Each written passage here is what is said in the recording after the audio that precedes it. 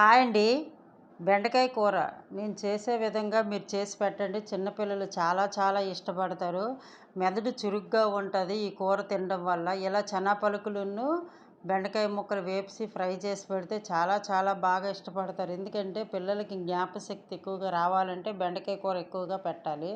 Diabetes పేషెంట్లకు కూడా ఇవి తింటే కొంచెం డయాబెటిస్ కూడా కంట్రోల్ అవుతుంది. చాలా చాలా మంచి ఔషధమైన బెండకాయ కూర అండి. ఇందులో చాలా చాలా మంచి విటమిన్లు కూడా ఉంటాయి కాబట్టి మీరు ఇలాగ ఒక్కసారి పిల్లలకు కూడా చేసి పెట్టండి. చాలా టేస్ట్గా ఉంటుంది. ప్రిపేర్ చేయడం ఎలాగనేది చూసేద్దాం రండి.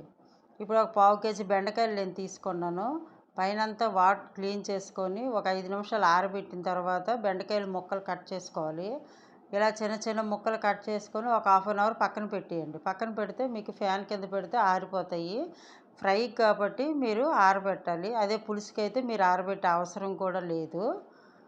ఇప్పుడు ఒక ప్యాన్ తీసుకొని ఆయిల్ వేసుకోవాలి. అందులో ఒక హాఫ్ కప్పు చెనా పలుకులు వేసుకొని దోరగా వేపుకోవాలి. ఇవి వేగిపోయి పక్కకి తీసి పెట్టేయండి. ఇప్పుడు పోపులు వేసుకోవాలి. జీలకర్ర, ఆవాలు, కొంచెం మినపప్పు వేసుకొని కొంచెం వెల్లుల్లి రెమ్మలు, 4 ఎండుమిరపకాయలు, కరివేపాకు, ఒక హాఫ్ కప్పు ఉల్లిపాయలు కూడా వేసుకొని ఇవి లైట్గా వేపుకోవాలి.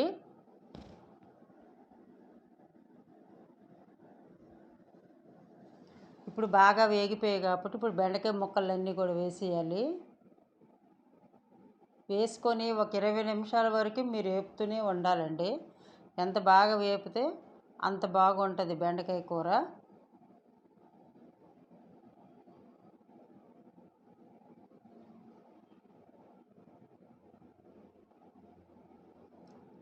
ఇప్పుడు కొంచెం లైట్గా వేగాయి కాబట్టి ఒక హాఫ్ స్పూన్ పసుపు, హాఫ్ స్పూన్ కారం, రుచికి తగినంత సాల్ట్ వేసుకొని మళ్ళీ వేపుకోవాలి. కొంచెం పచ్చిది ఉంది కాబట్టి ఇంకా మళ్ళీ వేపుకోవాలి.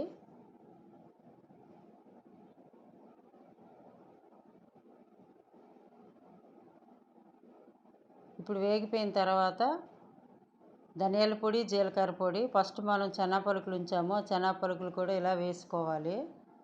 కొంచెం కొబ్బరి పొడి కూడా వేసుకున్నాను. ఈ రెండు వేయడం వల్ల బెండకాయ కూర చాలా బాగుంటుంది.